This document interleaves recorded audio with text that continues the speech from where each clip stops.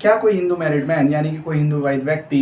अपनी पहली बीवी के जीवित रहते हुए और उसे बिना डाइवोर्स दिए हुए यानी कि बिना तलाक दिए हुए इस्लाम में कन्वर्ट हो जाता है और इस्लाम में कन्वर्ट होने के बाद दूसरा विवाह यानी कि सेकंड मैरिज कर लेता है without giving divorce to his first wife, तो ऐसी स्थिति में क्या उसका जो दूसरा विवाह है वो वैलिड होगा या नहीं, और क्या वह बाइगेमी यानी कि द्वे विवाह के लिए दंडित भी किया जा सकता है या नहीं। आइए जानते हैं। सेम क्वेश्चन माननीय सर्वोच्च न्यायालय के सामने Sarla Mudgal versus Union of India 1995 और Lily Thomas versus Union of India 2000 के मामले में आया। इस मामले में माननीय न्यायालय ने यह निर्णित किया, डिसाइड किया कि अगर कोई हिंदू विवाहित व्यक्ति अपनी पहली बीवी के जीवित रहते हुए और उसे बिना डाइवोर्स दिए हुए यानी कि बिना तलाक दिए हुए इस्लाम में कन्वर्ट हो जाता है और इस्लाम में कन्वर्ट होकर के वह दूसरा विवाह कर लेता है, तो ऐसी स्थिति में उसके द्वारा दूसरा विवाह किया गया है उसे वॉइड डिक्लेयर किया जा सकता है यानी कि शून्य डिक्लेयर किया जा सकता है। इसके साथ साथ ही जब कोई हिंदू व्यक्ति ऐसा दूसरा विवाह करता है कन्वर्जन के बाद, तो वह आईपीसी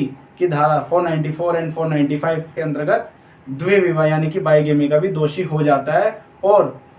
उसे 7 साल की सजा और जुर्माने से भी दंड देने का प्रावधान किया गया है। इसके साथ साथ माननीय सर्वोच्च न्यायालय ने कहा कि अगर किसी व्यक्ति को कन्वर्जन करना है और कन्वर्जन के बाद शादी करनी है तो उससे पहले उसको अपनी फर्स्ट वाइफ को हिंदू विवाह अधिनियम की धारा 13 में जो डाइवोर्स के जो ग्राउंड दिए हुए हैं यानी कि तलाक के जो आधार दिए गए हैं उन आधारों पर तलाक लेना होगा, डाइवोर्स लेना होगा और डाइवोर्स के बाद ही वह दूसरा विवाह यानी कि कन्वर्जन करके वह दूसरा विवाह कर सकता है, अन्यथा नहीं।